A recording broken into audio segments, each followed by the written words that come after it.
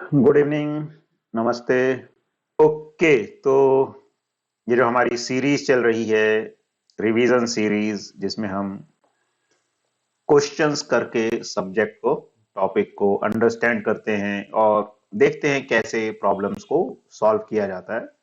तो आज जो हमारा टॉपिक है वो है moving charges and magnetism and matter. तो इन दो चैप्टर्स के क्वेश्चन आज हम डिस्कस करेंगे। ठीक है, तो ये भी काफी इंपॉर्टेंट चैप्टर है। मूविंग चार्जेस एंड मैग्नेटिज्म तो ज्यादा इंपॉर्टेंट है, मैग्नेटिज्म एंड मैटर छोटा चैप्टर है, लेकिन इससे भी क्वेश्चन आ जाते हैं। और ये जो टॉपिक्स हैं जनरली थोड़ा सा करंट से भी रिलेटेड रहते हैं, कि जैसे हम बोलते हैं कि जो करंट है उसके कारण मैग्नेटिक फील्ड आती है, ऐसी मैग्नेटिक फील्ड में करंट कैरिंग वायर पे फोर्स लगता है। तो ऐसी कुछ चीजें भी यहाँ पर रहती हैं। तो हम देखेंगे प्रॉब्लम्स किस तरह के पूछे जाते हैं और कैसे उनको हमें सॉल्व करना है। सर मुझे आईआईटी दिलवा दीजिए, ये लिखा है डार्क स्नल ने। तो आईआईटी तो तुम्हारे हाथ में ही है, मेरे हाथ में थोड़ी है ना। आईआईटी को पाना तुम्हारे हाथ में है, तुम प्रयास करो। हाँ, हम उसमें क्या कर सकते हैं, सपोर्ट कर सकते हैं, हम तुमको गाइडेंस दे सकते हैं, तुमको थोड़ा पुश कर सकते हैं, लेकिन वो तुम्हारे ही हाथ में है और तुमसे कोई छीन नहीं सकता है अगर तुम उसके लिए पूरा प्रयास करते हो। ये सबके लिए है, ठीक है ना। आपका जो भी लक्ष्य है, गोल है, वो आपके हाथ में है और आप उसको आसानी से अचीव कर सकते हो। बस एक दृढ़ निश्चय चाहिए और एक रेगुलरिटी चाहिए। एक रेगुलर हम अपने लक्ष्य की तरफ बढ़ते रहें। हर दिन का एक गोल बना लें कि मुझे उस टारगेट को रीच करने के लिए आज क्या करना है। तो डेली का गोल बनाएं, उसको अचीव करने का टारगेट रखें, तो बड़े गोल भी छोटे लगेंगे। अगर हम सीधे बड़े गोल को देखेंगे और डेली के गोल सेट नहीं करेंगे तो वो गोल काफी बड़ा लग सकता है। तो इसलिए अपना गोल निश्चित कीजिए, डेली के टारगेट बनाइए कि मुझे आज क्या करना है उस गोल को रीच करने के लिए, और आज पे फोकस कीजिए कि आज मुझे इतना करना है और वो कर लेते हैं, वेल एंड गुड है। फिर अगले दिन का टारगेट बनाइए और इस तरह से धीरे धीरे स्टेप बाय स्टेप आप सीढ़ी चढ़ते जाएंगे और अपने लक्ष्य को पालेंगे। ठीक है, बाकी मेरी बेस्ट विशेष आप सबके साथ हमेशा रहेंगी। चलिए तो शुरू करते हैं सेशन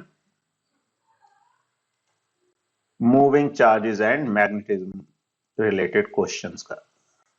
ओके, तो जैसा कि हम करते हैं, क्वेश्चंस आपके सामने आएंगे और आपको क्वेश्चन पढ़ के क्वेश्चन सॉल्व करना है और फिर हम देखेंगे कि कैसे उसको सॉल्व किया जाता है। तो क्वेश्चन में एक बार पढ़ भी देता हूं। तो पहला क्वेश्चन है, a magnetic dipole is acted upon by two magnetic fields which are inclined to each other at an angle of 75 degree. One of the fields has a magnitude of 15 millitesla. The dipole attains stable equilibrium at an angle of 30 degree. ये सिर्फ 30 degree है, आगे ये zero नहीं आएगा। 30 degree with this field, the magnitude of the other field is close to। तो other field जो है मिली टेस्ला में, वो किसके क्लोज होगी। तो हमें ये क्वेश्चन सॉल्व करना है। तो चलिए सॉल्व कीजिए और बताइए क्या आंसर आएगा। ओके, एक सवाल आया है चैट पे, विश्वास ने पूछा है, sir one of my friend has completed only 40% of his syllabus, can he will be crack IIT now. तो देखो, अगर 40% सिलेबस भी अच्छे से किया हुआ है तो आईआईटी पहुंचा जा सकता है। अगर आप आईआईटी का रिजल्ट देखोगे तो 35-40% अगर आप आईआईटी के पेपर में स्कोर करते हो तो you can get through IITs. और अभी तो आईआईटी के लिए समय है, अभी तो जेई नहीं हुआ है। तो उस सिलेबस को 40 से 60-70% आसानी से रीच किया जा सकता है, क्योंकि 40% अगर आता है और हमारी 100% एक्यूरेसी है तो हम 40% के आसपास स्कोर कर सकते हैं। और अगर वो नहीं है तो 40% से हो सकता है कि हमारी एक्यूरेसी 50% हो तो हम 20% पे आ जाएं। तो चांसेस थोड़े से कम हो जाते हैं। तो अगर हम अपने सब्जेक्ट को 60-70% भी अच्छे से कर लेते हैं और हमारी एक्यूरेसी का लेवल भी हम इसी परसेंटेज में ले आते हैं, 60-70%। ठीक है, कि मतलब जब हमको 60-70% आता है और जो आता है उसमें हम 60-70% क्वेश्चंस आसानी से बना लेते हैं आईआईटी लेवल के, तो चांसेस आर देयर कि हम आईआईटी को प्राप्त कर सकते हैं। आईआईटी, ठीक है ना, कोई बड़ी बात नहीं है। और इनफैक्ट आईआईटी के लिए क्या है, कॉन्सेप्ट ज्यादा क्लियर होने चाहिए। तो अगर आपको सब्जेक्ट की समझ है तो आईआईटी का पेपर जेई मेंस के पेपर से ज्यादा आसान होता है, ये मेरा मानना है। मेंस में फिर भी कई बार फॉर्मूला बेस्ड या इस तरह की कैलकुलेशन बेस्ड चीजों से हम जूझते हैं, लेकिन आईआईटी कॉन्सेप्चुअल बेस्ड ज्यादा होता है। तो कॉन्सेप्ट्स अगर क्लियर होंगे तो आईआईटी क्लियर करना कोई बड़ी बात नहीं है। चलो देखते हैं क्या कह रहा है क्वेश्चन। तो a magnetic dipole is acted upon by two magnetic fields which are inclined to each other at an angle of 75 degree. तो मान लो एक मैग्नेटिक फील्ड है ये B1 और दूसरी मैग्नेटिक फील्ड है B2 और इन दोनों के बीच का एंगल है 75 डिग्री। एक फील्ड का मैग्नीट्यूड हमें दे रखा है कि B1 है 15 milli Tesla. The dipole attains stable equilibrium at an angle of 30 degree with the field। तो डायपोल स्टेबल इक्विलिब्रियम पे कहां पे आता है, तो जो रिजल्टेंट फील्ड है, अगर जो मैग्नेटिक डायपोल मोमेंट है उसके पैरेलल हो जाता है, एंगल 0 डिग्री होता है, तो वो स्टेबल इक्विलिब्रियम पे होता है। एंटी पैरेलल होता है, 180 डिग्री एंगल होता है, तो अनस्टेबल इक्विलिब्रियम होता है। तो किसकी बात कर रहे हैं, स्टेबल इक्विलिब्रियम। यानी इन दोनों फील्ड का जो रिजल्टेंट है वो 30 डिग्री पे आ रहा होगा। तो दोनों फील्ड का जो रिजल्टेंट है बी रिजल्टेंट, ये आ रहा होगा किससे, इस वाली फील्ड से। 15 मिली टेस्ला की जो फील्ड है उससे 30 डिग्री पर दिया हुआ है, यानी कि दूसरी वाली फील्ड से 45 डिग्री पर आ रहा होगा। क्यों, क्योंकि दोनों के बीच का एंगल है 75 डिग्री। तो दूसरी फील्ड क्या होगी। अब देखो इसमें कई बार हम क्या करते हैं, along the resultant field component लेने लगते हैं, लेकिन थोड़ा सा कॉमन सेंस लगाना है। रिजल्टेंट फील्ड अगर जो हमने डायरेक्शन बनाई बी रिजल्टेंट की वहां आ रही है, इसका मतलब है उस डायरेक्शन में जो कंपोनेंट आएंगे दोनों फील्ड्स के वो तो ऐड हो जाएंगे, उसके परपेंडिकुलर वाले कंपोनेंट जो है वो कैंसिल हो जाएंगे। तो हमें वो देखने चाहिए। तो B1 का इधर कंपोनेंट आ जाएगा B1 sin 30 डिग्री। जिस लाइन से एंगल पता होता है उसके अलोंग कॉस कंपोनेंट आता है, तो बी रिजल्टेंट के अलोंग B1 cos 30 डिग्री आएगा, लेकिन उसकी हमें जरूरत नहीं है। उससे परपेंडिकुलर क्या आएगा, B1 sin 30 डिग्री। ऐसे ही B2 का रिजल्टेंट वाली फील्ड के अलोंग B2 cos 45 आएगा, लेकिन हमें कौन सा चाहिए, परपेंडिकुलर वाला चाहिए। तो यार आएगा B2 sin 45 डिग्री। अब अगर रिजल्टेंट फील्ड जो हमने शो किया है उस डायरेक्शन में होगी, तो इन दोनों को आपस में बराबर होना पड़ेगा, क्योंकि ये कैंसल होंगे तभी रिजल्टेंट फील्ड इसके परपेंडिकुलर डायरेक्शन में आएगी। तो यानी कि जो B2 sin 45 डिग्री है इसको बराबर होना पड़ेगा B1 sin 30 डिग्री। तो B2 sin 45 is 1/√2 is equal to B1 हमें दिया हुआ है 15 milli tesla. Answer milli tesla में निकालना है, तो यूनिट्स को अभी लिखने की जरूरत नहीं है, आंसर मिली टेस्ला में आएगा। तो 15 sin 30 डिग्री इज 1/2। तो B2 is equal to 15 into √2/2। तो √2 इज 1.414 अपॉन 2 करेंगे तो 0.7 आ जाएगा। 15 इंटू 7 इज 105, तो 105 आएगा, यानी कि 10.5। वैसे थोड़ा बड़ा आएगा, 10.5 के नजदीक कौन सा आंसर है, 11। So this would be the answer. तो सिंपल ही क्वेश्चन था, एक तरीके से वेक्टर का क्वेश्चन मान सकते हैं इसको। थोड़ा सा कॉन्सेप्ट बस ये है कि मैग्नेटिक डायपोल स्टेबल इक्विलिब्रियम में तब होता है जब वो रिजल्टेंट फील्ड के पैरेलल होता है। अब क्वेश्चन एक तरीके से वेक्टर्स का था कि दो वेक्टर्स का रिजल्टेंट अगर एक डायरेक्शन में आ रहा है तो कैसे हम एक वेक्टर को निकाल सकते हैं, दूसरा वेक्टर हमें गिवन है, एंगल्स गिवन है। तो आई होप ये सबको समझ आया होगा, और जिन्होंने कुछ मिस्टेक की है उनको अपनी मिस्टेक से समझ आया होगा कि क्या मिस्टेक की है, और आगे से ध्यान रखेंगे कि कैसे करना है। चलो तो आगे बढ़ते हैं। This is the next question. In a certain region, static electric and magnetic fields exist. The magnetic field is given by B vector is equal to B naught I cap plus 2 J cap minus 4 K cap. If a test charge moving with a velocity v vector is equal to v naught 3 I cap minus j cap plus 2k cap experiences no force in that region, then the electric field in the region in SI units is. तो क्या दे रखा है कि एक reason में electric और magnetic field दोनों हैं, मैग्नेटिक फील्ड दी हुई है, एक टेस्ट चार्ज की वेलोसिटी दी हुई है और वो कोई फोर्स एक्सपीरियंस नहीं कर रहा है, तो इलेक्ट्रिक फील्ड क्या होगी उस रीजन में। तो करो सॉल्व और देखो क्या आंसर आएगा। तो देखो क्या करोगे इसमें, एक्चुअली हम जानते हैं कि जो नेट इलेक्ट्रोमैग्नेटिक फोर्स है जिसको लॉरेंट्ज फोर्स भी बोलते हैं, एफ नेट, वो किसके बराबर होता है, Q E, this is the electric force plus magnetic force Q into V cross B, this is the net electromagnetic force which is called Lorentz force. अब यहां पे दे रखा है कि वो कोई फोर्स एक्सपीरियंस नहीं कर रहा है, तो इसको जीरो से इक्वेट करना पड़ेगा। तो E is equal to minus, मतलब Q तो कैंसिल ही हो जाएगा, माइनस V क्रॉस B के बराबर आएगा। तो E is equal to minus V cross B, हमें V क्रॉस B निकालना है, ठीक है, और माइनस साइन लगा देंगे तो क्या आ जाएगा, ये minus V not B not आ जाएगा एक। तो अब क्रॉस प्रोडक्ट निकालना आता है हमको, तो हम ऐसे डिटर्मिनेंट बना के निकाल सकते हैं। अब इसमें ऑर्डर का ध्यान रखना है, V फर्स्ट वेक्टर है V, तो पहले तो क्या लिखते हैं हम, I cap J cap K cap, फिर V के I का कोफिशिएंट क्या है V में 3, J का कितना है -1, K का कितना है 2, और B में क्या है I का 1, J का 2, K का -4। तो ये आ जाएगा I कैप। अब ये रो और ये कॉलम छोड़ देंगे, ठीक है, तो ये आ जाएगा हमारे पास, क्रॉस मल्टीप्लाई करेंगे, -1 इंटू -4 इज 4, -4 दैट इज 0, मतलब आई वाली टर्म तो 0 आ गई, यानी कि हम पहले दो ऑप्शन एलिमिनेट कर सकते हैं।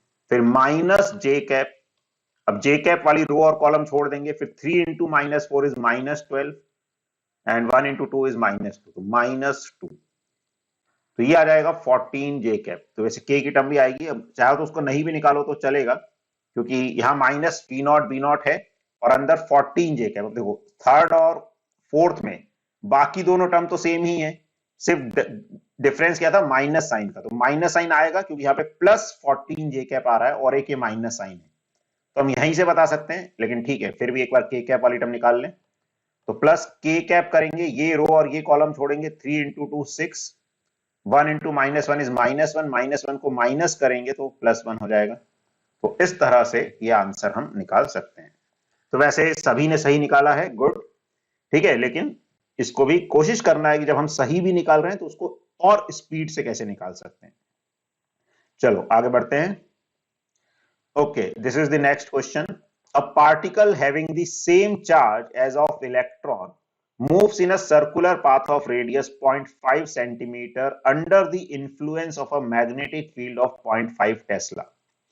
If an electric field of 100 volt per meter makes it to move in a straight path, then the mass of the particle is. ये भी उसी तरह का क्वेश्चन है, इलेक्ट्रिक और मैग्नेटिक फोर्स दोनों लगने वाला। तो देखो क्या आंसर आना चाहिए इसका।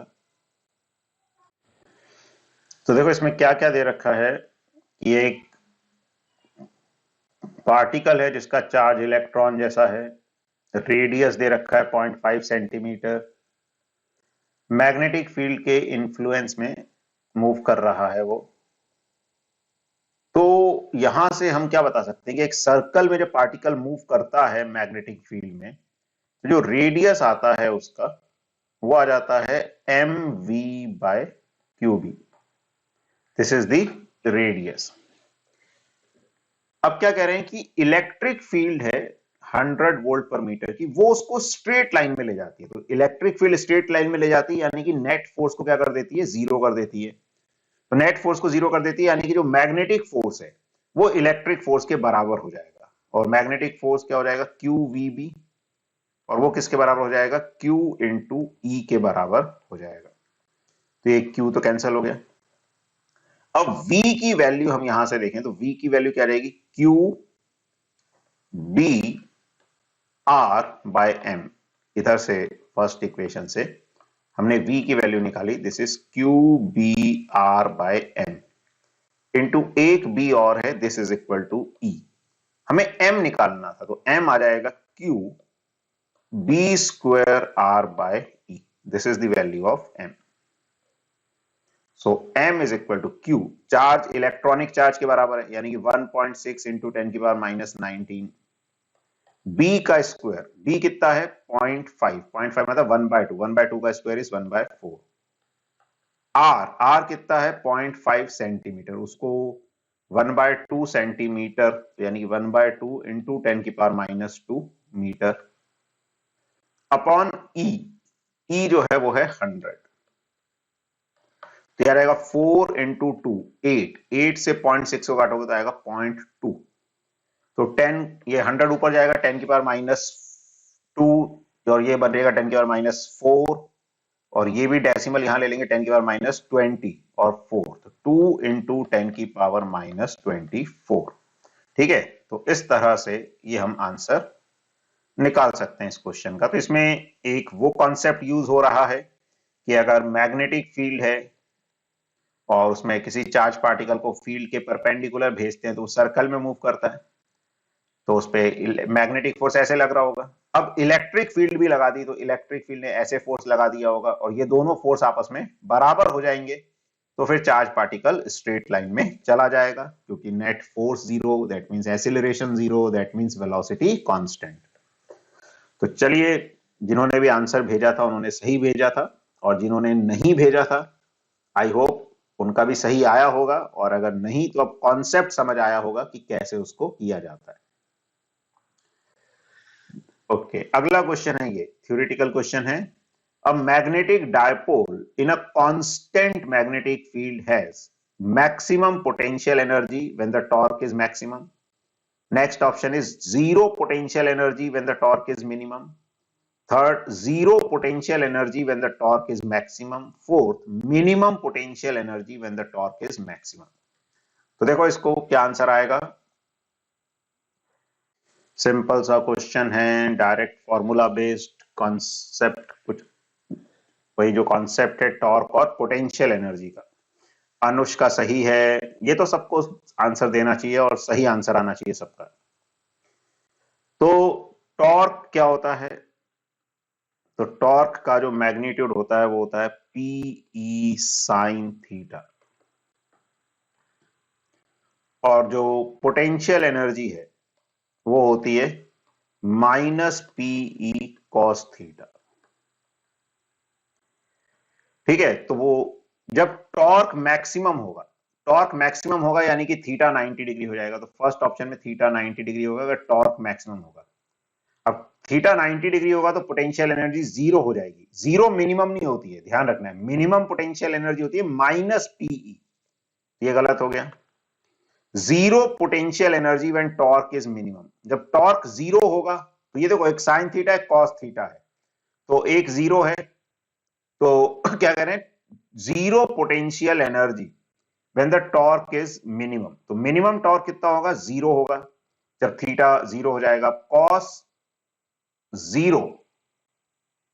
अच्छा, इसमें अब देखो दो पॉसिबिलिटीज बनती है, एक्चुअली क्या देखा है अगले में, zero potential energy when the torque is maximum, तो टॉर्क मैक्सिमम होगा तो थीटा क्या हो जाएगा, देखो इसमें क्या था, टॉर्क मिनिमम है, तो टॉर्क मिनिमम है तो पोटेंशियल एनर्जी जीरो नहीं आएगी। क्यों, टॉर्क मिनिमम कब होगा, जब थीटा हो जाएगा अपने पास 0 डिग्री, और थीटा 0 डिग्री होगा या 180 डिग्री पे भी हो सकता है, लेकिन इन दोनों पे पोटेंशियल एनर्जी जीरो नहीं होगी। लेकिन जब टॉर्क मैक्सिमम होगा, किस पे मैक्सिमम होगा, 90 डिग्री पे, 90 डिग्री पे टॉर्क मैक्सिमम होगा तो पोटेंशियल एनर्जी जीरो आ जाएगी, क्योंकि cos 90 डिग्री इज जीरो, तो ये आंसर आएगा।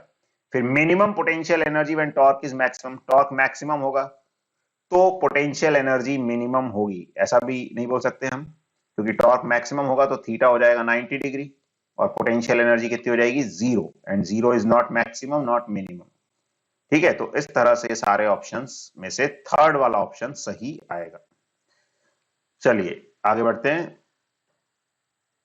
अगला क्वेश्चन है ये, A current of 1 ampere is flowing on the sides of an equilateral triangle of side 4.5 into 10 raised to the power minus 2 meter. The magnetic field at the center of the triangle will be. एक equilateral triangle है, उसमें current flow कर रहा है, उसके centre पे क्या magnetic field होगी? तो इसमें हमें यूज करना पड़ेगा फाइनाइट वायर के कारण किसी पॉइंट पर मैग्नेटिक फील्ड कैसे निकाली जाती है, वो वाला फॉर्मूला। तो देखो करके क्या आंसर आता है। तो इसमें कॉन्सेप्ट क्या होता है कि अगर एक फाइनाइट वायर है और उससे परपेंडिकुलरली कुछ दूरी पर पॉइंट है, कोई भी पी पॉइंट, और हम एंड्स को इस पॉइंट से जोड़ते हैं, ये एंगल है अगर θ1 और ये वाला है θ2 और करंट फ्लो कर रहा है I, तो जो magnetic field at point P आती है, ये आती है mu not I upon 4 pi R sine θ1 plus sine θ2। तो ये मैग्नेटिक फील्ड आती है। θ1 θ2 अलग अलग होंगे तो ऐसे आ जाएगा, बराबर भी हो सकते हैं। अब इसी को हम यूज करेंगे इस क्वेश्चन में। तो क्या कह रहे हैं, यहां पर एक इक्विलेटरल ट्राइंगल है, उसमें करंट फ्लो कर रहा है। अच्छा, आप देखो, जो करंट फ्लो करेगा तो सबके कारण मैग्नेटिक फील्ड सेम डायरेक्शन में आएगी, तो वो ऐड होती जाएगी। अब हम किसी एक वायर से बात करें तो एक की निकाल के उसको 3 टाइम्स कर सकते हैं। तो ये डिस्टेंस हमने R मान ली। अब देखो, इक्विलेटरल ट्राइंगल में ये पूरा एंगल 60 डिग्री होता है, तो उसका आधा एंगल ये 30 डिग्री आ जाएगा, और ये परपेंडिकुलर है तो ये वाला आ जाएगा 60 डिग्री। सिमिलरली यहां पर भी 60 डिग्री आ जाएगा। तो जो मैग्नेटिक फील्ड एट सेंटर आएगी एक वायर के कारण, वो आ जाएगी म्यू नॉट I अपॉन 4 आएगा यहां पे, 4 पाई R, और दोनों एंगल बराबर हैं तो 2 साइन 60 डिग्री ऐसा हम लिख सकते हैं। लेकिन ये तो एक वायर के कारण आई, ऐसे 3 वायर्स हैं, तीनों की फील्ड हमें ऐड करनी पड़ेगी। अब म्यू नॉट अपॉन 4 पाई जो है ये होता है 10 की पावर माइनस 7। आई जो है 1 एम्पियर दे रखा है। अब आर जो है, आर निकालना है। देखो, ट्राइंगल की साइड दे रखी है हमको 4.5 इंटू 10 की पावर माइनस 2, तो इस साइड को मैं एल मान लूं, तो ये आधी साइड L/2 हो जाएगी। ये एंगल पता है मुझे 60 डिग्री है। ये इस ट्राइंगल के लिए, ये जो ट्राइंगल है, अगर मैं 60 डिग्री एंगल लेता हूं, ये हो जाएगा बेस और ये हो जाएगा परपेंडिकुलर, तो sine 60 degree perpendicular upon base आ जाएगा। तो मैं यहां लिख देता हूं, तो sine 60 degree is L/2, sorry sine नहीं, sorry, tan 60 degree perpendicular upon base, ठीक है। tan 60 degree is L/2 divided by R। तो tan 60 डिग्री कितना होता है, √3, तो R की वैल्यू आ जाएगी L/2 √3।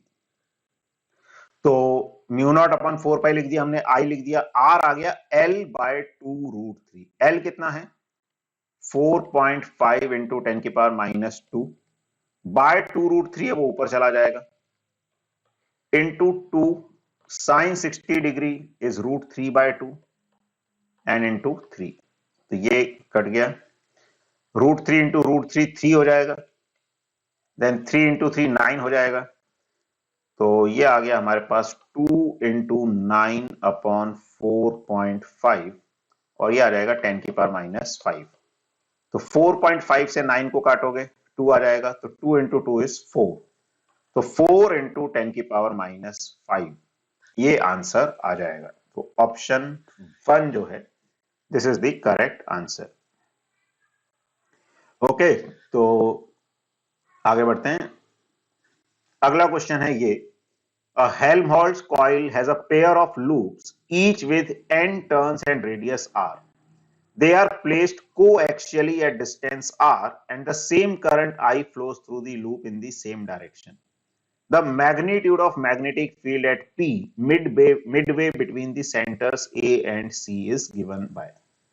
तो अब ये क्वेश्चन है एक सर्कुलर लूप की सेंटर पे और एक्सिस पे क्या फील्ड होती है उस पे बेस्ड। तो इसको सॉल्व करो और देखो क्या आंसर आएगा। Nitin Kumar, hello. Okay, please share this video. ये वीडियोस वहीं रहते हैं एक्चुअली। ये वीडियो तो रिकॉर्ड होके यूट्यूब पे रहता है और पब्लिक ही रहता है, आप कभी भी इसको देख सकते हैं इन फ्यूचर अगर जरूरत लगती है आपको। और सेम लिंक जो है उससे आप जा सकते हैं। बाकी लोग भी अगर कभी भी कोई वीडियो दोबारा देखना है तो जो लिंक है उस वीडियो का उसको आप सेव करके रख सकते हैं और दोबारा से उससे जा सकते हैं। आप अपनी एक प्लेलिस्ट भी बना सकते हैं खुद की, जैसे प्लेलिस्ट मेरे चैनल पे भी बनी हुई है। उस चैनल पे आप प्लेलिस्ट वाले सेक्शन में जाके देख सकते हैं। तो जेई नीट रिवीजन सीरीज की प्लेलिस्ट है जहां पर सारे वीडियोस आपको मिल जाएंगे। तो देखो अब इसमें कॉन्सेप्ट क्या है कि जो कोई भी एक सर्कुलर कॉइल है आर रेडियस की, तो मैग्नेटिक फील्ड एट सेंटर क्या होती है, mu not I bye 2r। और एक्सिस पे म्यून, और अगर n टर्न्स है तो n का फैक्टर भी मल्टीप्लाई हो जाता है। तो एक्सिस पे mu naught n i r square upon 2 times r square plus x square whole raise to the power 3/2, ये मैग्नेटिक फील्ड होती है। तो क्या दे रखा है, एक हेल्महोल्ट्ज कॉइल है। तो बेसिकली दो पेयर ऑफ लूप्स हैं जिसमें दोनों में n टर्न्स हैं, दोनों का रेडियस r है, कोएक्सियली रखे हुए हैं, सेम करंट जा रहा है और सेम सेंस में जा रहा है।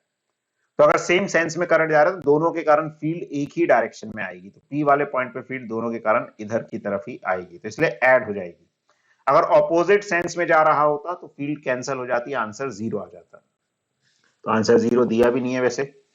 हो सकता है 0 दिया होता तो कई लोग गलती कर देते और 0 मार्क कर देते। चलो, तो मैग्नीट्यूड क्या होगा, तो एक्सिस वाला फॉर्मूला लगेगा। तो magnetic field at point P, तो एक्सिस पे क्या हो जाएगी, अब दोनों की सेम फील्ड आएगी सिमेट्री से, तो एक की फील्ड लिख के उसको दुगना कर देते हैं। तो mu naught n i r square upon 2, अब ये आ गया आर स्क्वायर, और ये डिस्टेंस x, ये डिस्टेंस होगी ये वाली या ये वाली, तो ये टोटल r है, तो ये r/2 हो जाएगी। तो x इज r/2, यानी उसका स्क्वायर करेंगे तो r स्क्वायर बाय 4 की पावर 3/2 और इनटू 2, क्योंकि दो कॉइल्स हैं दोनों की फील्ड ऐड हो रही है, 2 से 2 कट गया।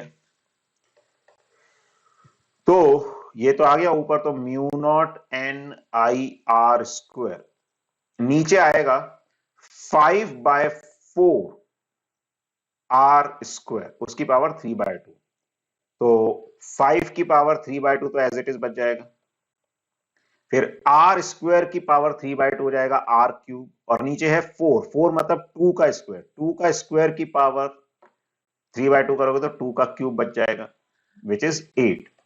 तो ये 8 ऊपर चला जाएगा, तो 8 म्यू नॉट एन आई, और आर स्क्वायर से एक आर स्क्वायर कट जाएगा तो बचेगा आर, और नीचे 5 की पावर 3/2। तो ये आंसर आएगा 8 mu naught n i upon 5 raise to the power 3/2 r. तो दिस इज द आंसर। तो ऐसे इस क्वेश्चन को करना है। चलो आगे बढ़ते हैं फिर। ओके, अगला क्वेश्चन है ये, a copper rod of mass m slides under gravity on two smooth parallel rails with separation L and set at an angle of theta with the horizontal. At the bottom, rails are joined by a resistance capital R. There is uniform magnetic field B normal to the plane of the rails as shown in the figure. The terminal speed of the copper speed is, terminal speed क्या होगी? देखो क्या आएगा answer इसका। अच्छा, जो options है इनमें डिनोमिनेटर में एल स्क्वायर है, ये दिखने में आई जैसा दिख रहा है, तो इसमें इलेक्ट्रोमैग्नेटिक इंडक्शन का भी कॉन्सेप्ट लगेगा। एक्चुअली ये वायर स्लाइड करेगा तो इसमें ईएमएफ इंड्यूस होगा, उस ईएमएफ से करंट आएगा, और वो करंट के कारण जो फोर्स लगेगा वो किससे बैलेंस होगा, जो वेट का कंपोनेंट आएगा। तो देखो क्या करोगे, किसी भी इंस्टेंट पे इस वायर की अगर वेलोसिटी v है तो इसमें एक ईएमएफ इंड्यूस होगा, मैग्नेटिक फील्ड में मूव कर रही है वायर, तो V क्रॉस B से एक इसमें ईएमएफ इंड्यूस होगा। वो ईएमएफ किसके बराबर होगा? BLV। इसके कारण करंट फ्लो करेगा। करंट कितना फ्लो करेगा? BLV/R। ये करंट फ्लो करेगा। अब ये करंट फ्लो कर रहा है। अब एक करंट कैरिंग वायर है मैग्नेटिक फील्ड में, तो इसमें फोर्स लगेगा IL क्रॉस B, तो ILB फोर्स आ जाएगा, तो ये मैग्नेटिक फोर्स लग गया पीछे की तरफ। तो F मैग्नेटिक इज ILB। तो I कितना है? BLV/R, तो आ जाएगा B²L²V/R। और टर्मिनल वेलोसिटी का मतलब है एक कांस्टेंट वेलोसिटी। तो कांस्टेंट वेलोसिटी कोई चीज कब एक्वायर करती है? जब एक कोई कांस्टेंट फोर्स लग रहा हो और एक वेलोसिटी डिपेंडेंट फोर्स लग रहा हो। यह कांस्टेंट फोर्स mg का कंपोनेंट हो जाएगा mg sin थीटा, और मैग्नेटिक फोर्स जो है एक वेलोसिटी डिपेंडेंट फोर्स की तरह काम कर रहा है। जब ये दोनों फोर्स बराबर हो जाएंगे तो नेट फोर्स जीरो हो जाएगा और वेलोसिटी कांस्टेंट हो जाएगी। तो जब mg sin थीटा बराबर हो जाएगा B²L²V/R के, तो वेलोसिटी कांस्टेंट हो जाएगी। तो टर्मिनल वेलोसिटी आ जाएगी mgr sin theta upon B²L²। This is the terminal velocity। अगला क्वेश्चन है ये, a charge q is spread uniformly over an insulated loop of radius r if it is rotated with an angular velocity omega with respect to normal axis, then the magnetic moment of the loop is। तो इसका देखो क्या answer आएगा।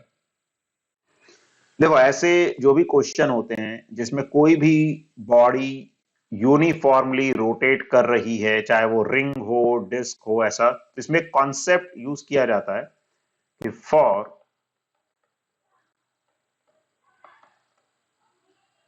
Uniformly charged rotating body,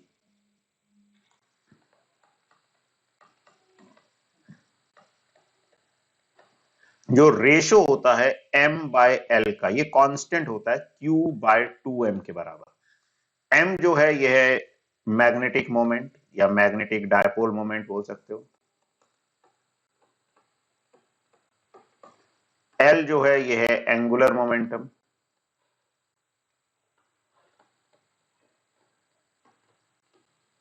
Q जो है ये total charge है।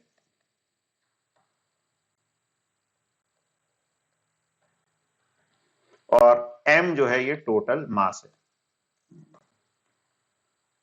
तो इस तरह से, और एंगुलर मोमेंटम किसी बॉडी का क्या होता है? आई ओमेगा। तो इस तरह से ये वाला कॉन्सेप्ट हम यूज कर सकते हैं, तो ऐसे क्वेश्चंस में बहुत हेल्प करता है। तो क्या दे रखा है? एक लूप है जिसका रेडियस है r, इस पे चार्ज q है, इसको घुमा रहे हैं ओमेगा एंगुलर वेलोसिटी से। तो मैग्नेटिक डायपोल मोमेंट क्या हो जाएगा? तो q/2m इंटू एल। अब जो एंगुलर मोमेंटम होता है वो होता है आई ओमेगा के बराबर।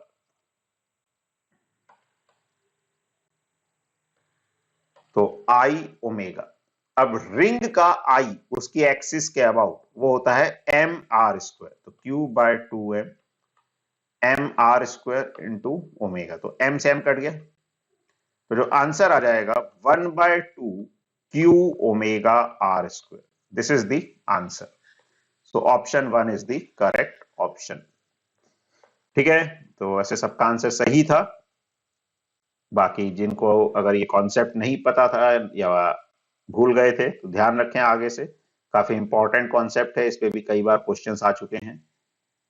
कई बार तो डायरेक्टली ये रेशो ही पूछ लेते हैं कि m/l का रेशो क्या होगा, और कई बार इसका यूज करके हम मैग्नेटिक मोमेंट वाले क्वेश्चन सॉल्व कर सकते हैं। ओके, अगला क्वेश्चन है ये, a uniform magnetic field of 0.3 Tesla is along the positive z direction. A rectangular loop ABCD of sides 10 centimeter into 5 centimeter carries a current I of 12 ampere. Out of the following different orientations, which one corresponds to stable equilibrium? तो कौन सा stable equilibrium में है? Simple सा question है ये, दिखने में थोड़ा सा कॉम्प्लिकेटेड दिख सकता है कि फिगर दे दिए खतरनाक से, लेकिन अगर दिमाग लगाओगे it's a very simple question.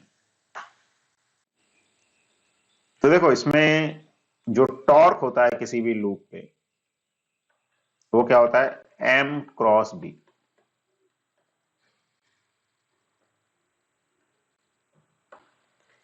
और m वेक्टर जो होता है वो होता है NIA, और उसकी एक डायरेक्शन होती है। डायरेक्शन कैसे ली जाती है कि हम करंट की डायरेक्शन में अपनी राइट हैंड की फिंगर्स को कर्ल करेंगे तो थंब की डायरेक्शन m वेक्टर की डायरेक्शन दे देगी। और स्टेबल इक्विलिब्रियम के लिए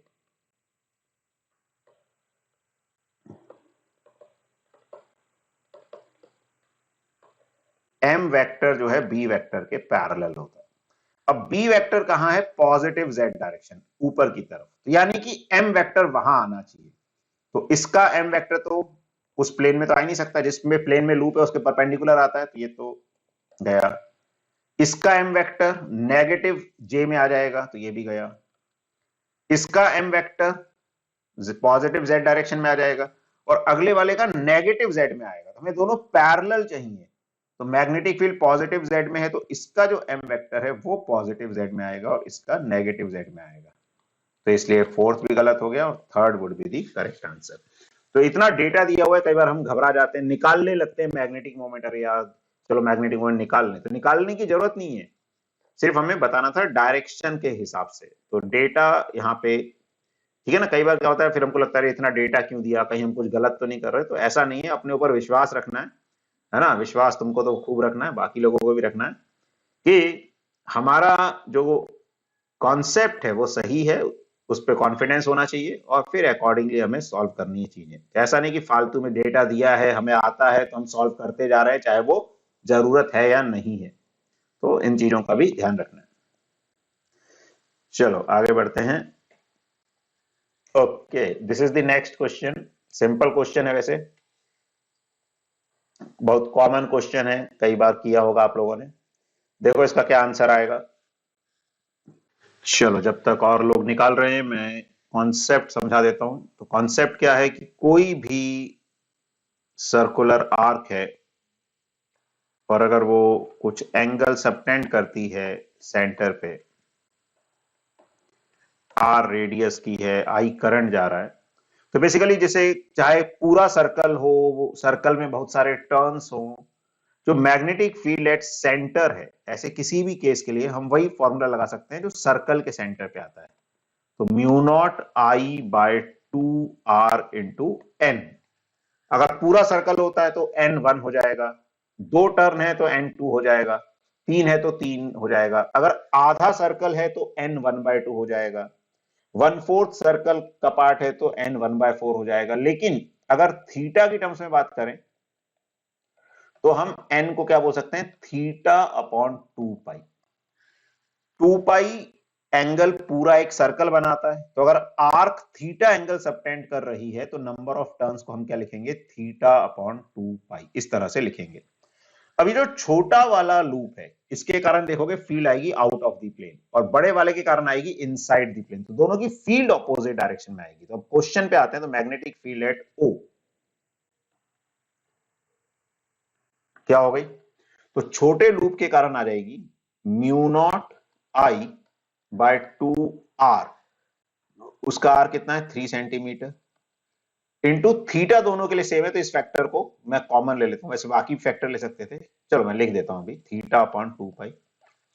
और दूसरे की फील्ड ऑपोजिट में आ रही है, तो minus mu not I upon 2। अच्छा इसमें 2 मत ले लेना, रेडियस पूरा लेना है अपने को। ओ सेंटर है जिसका ये सर्कल का जो टोटल रेडियस है कितना हो जाएगा? 5 सेंटीमीटर। तो 2 into 5 centimetre into theta upon 2 पाई। चलो अब इसमें से कॉमन चीजें कॉमन ले लेते हैं। तो म्यू नॉट कॉमन आ गया, आई कॉमन आ गया, 2 कॉमन आ गया, सेंटीमीटर कॉमन ले लेते हैं। सेंटीमीटर मतलब 10⁻²। थीटा अपॉन 2 पाई, थीटा है 45 डिग्री, 45 डिग्री मतलब π/4, तो π/8 कॉमन आ गया, बचा 1/3 माइनस 1/5, ये आ जाएगा। तो अब हमको पूछा है मैग्नेटिक फील्ड क्या होगी, तो इसको सॉल्व कर लेते हैं। तो म्यू नॉट कितना होता है, तो 4 पाई इंटू 10 की पावर -7, आई इज 10 इंटू एक और पाई है अपॉन 2 इंटू 8 इज 16 इंटू 10 की पावर -2, और यहाँ पे आ जाएगा 15 और 2 ऊपर आ जाएगा, एलसीएम लेंगे तो 4 इंटू 2, 8 से 16 को काटोगे आ जाएगा 2, पाई स्क्वायर को अप्रोक्सीमेटली 10 मान लेते हैं, तो 10 इंटू 10 100, तो ये आ गया 10 की पावर -2 पर जाएगा तो 10 की पावर 2, तो 10 की पावर 4, तो 1/15 इंटू 10 की पावर -3। इस तरह का ये कुछ, एक मिनट 2 का फैक्टर और है नीचे,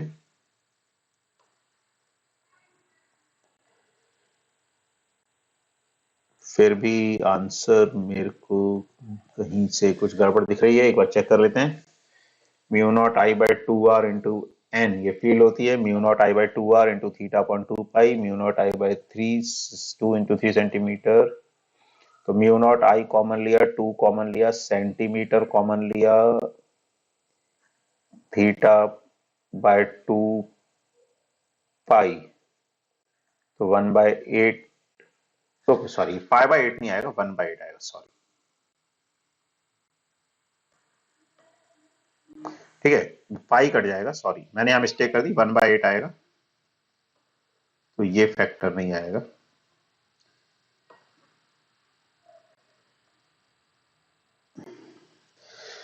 ठीक है, तो म्यू नॉट 4 पाई इंटू 10 की -7, आई इज 10, 1/8 को 8 इंटू 2 को 16 लिख दिया, 16 इंटू 10 की -2, 2 इंटू 4 8, ये कट गया 16, तो ये आ जाएगा हमारे पास π/30 इंटू 10 की पावर, ठीक है, -3 -4, तो π/3 को अप्रोक्सीमेटली 1 मान सकते हैं क्योंकि क्लोज टू पूछा है, तो 1 इंटू 10 की पावर -5, इस ऑर्डर का ये आंसर आ जाएगा, तो ये आंसर आएगा। ठीक है, तो कैलकुलेशंस का भी थोड़ा सा ध्यान रखना है, और थोड़ा सा क्वेश्चन जब करते हैं, कैलकुलेशन करते हैं, थोड़ा साफ सुथरा भी लिखना है। जैसे जल्दबाजी हम कई बार रफ वर्क तो करते हैं, करना रफ ही है, बहुत सुंदर सुंदर भी नहीं लिखना, लेकिन ऐसा लिखें कि थोड़ा सा समझ आए। कई बार क्या होता है, हम अपनी कैलकुलेशन कोई दोबारा देखते हैं तो समझ नहीं आता कि क्या किया हमने, और वहां पे और टाइम वेस्ट हो जाता है। तो बाई चांस अगर कोई मिस्टेक हो भी गई है तो हम उसको आइडेंटिफाई कर पाए, तो इस तरह से कैलकुलेशंस किया करें। ठीक है, चलो तो आगे बढ़ते हैं।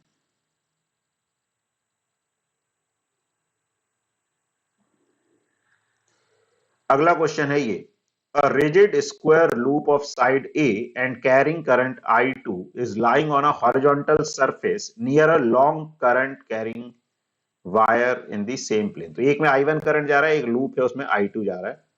The net force on the loop due to wire will be, तो लूप पे वायर के कारण क्या फोर्स होगा। तो देखो इसको, इसका क्या आंसर आएगा। चलो, तो इसमें क्या करना होता है, देखो दो वायर अगर सेम डायरेक्शन में करंट कैरी करते हैं तो अट्रैक्शन होता है, ऑपोजिट डायरेक्शन में करते हैं तो रिपल्शन होता है।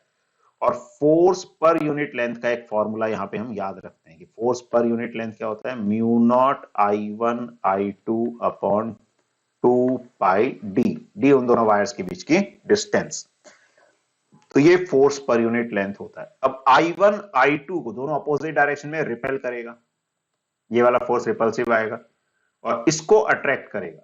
अच्छा, जैसे जैसे डिस्टेंस बढ़ती जाती है फोर्स कम होता जाता है, तो यानी F1 जो है F2 से ज्यादा आएगा, तो ओवरऑल कैसा फोर्स आएगा, रिपल्सिव, तो अट्रैक्टिव गया, और जीरो भी नहीं आएगा क्योंकि अलग अलग डिस्टेंस पे वायर हैं तो फोर्स अलग अलग लगेगा, तो फोर्स तो आएगा रिपल्सिव। अब उसका मैग्नीट्यूड क्या आएगा, तो जो नेट फोर्स आ जाएगा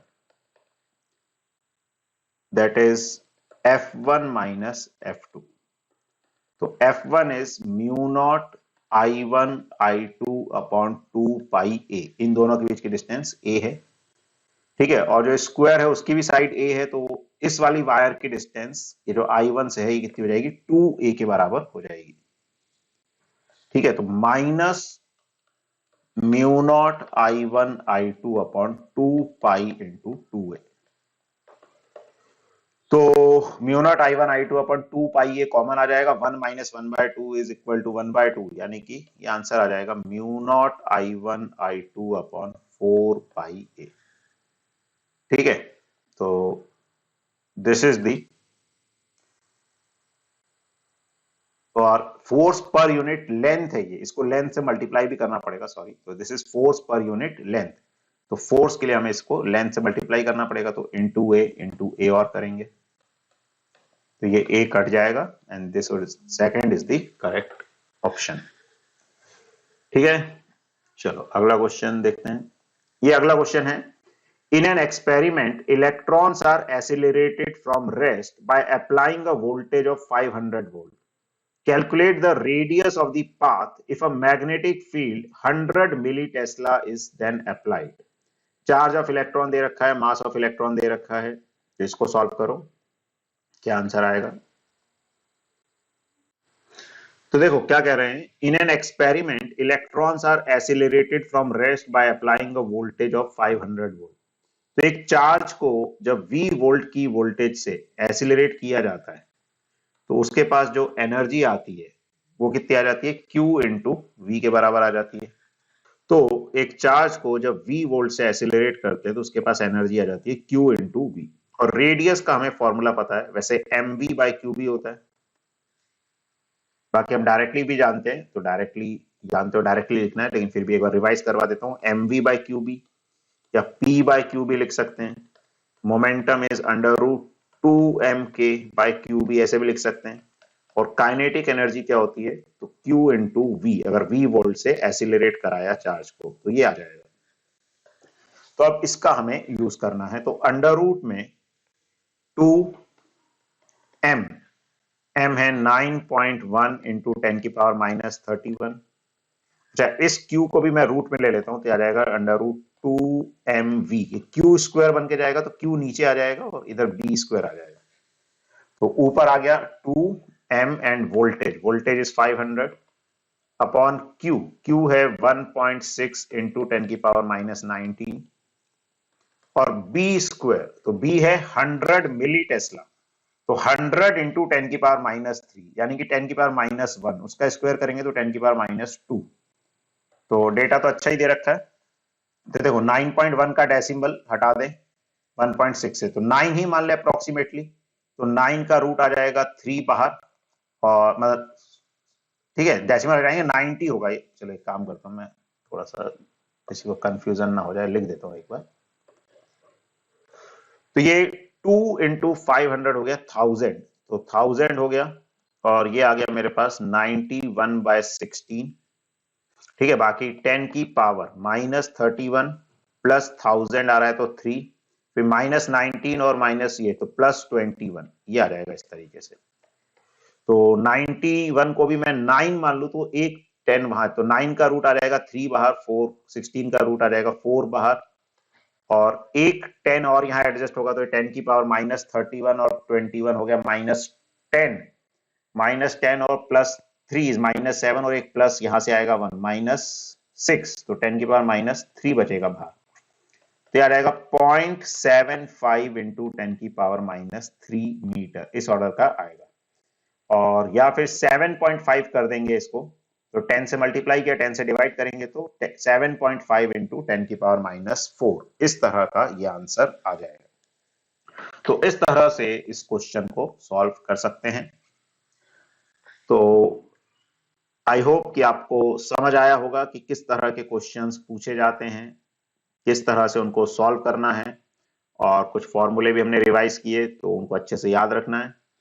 तो इन सब चीजों को और प्रैक्टिस करते रहो, अब सफिशिएंट टाइम है हमारे पास प्रैक्टिस करने के लिए भी, बाकी यही है कि ये जो टाइम है इसको अच्छे से यूटिलाइज करना है। कई बार चीजें डिले होती हैं और हम क्या करते हैं, अपनी प्रिपरेशन से थक जाते हैं और प्रिपरेशन को बंद कर देते हैं या कम कर देते हैं, वो नहीं करना है, कंटिन्यूस एफर्ट्स करते रहने, और अच्छे से, हमारे पास अब समय है तो हम और अच्छे से चीजों को करके अपना बेस्ट परफॉर्म कर सकते हैं, और सबको यही करना है। ठीक है, तो यही आज के लिए इतना करेंगे हम, और फिर अगली क्लास में मिलेंगे और जो टॉपिक है उनके साथ।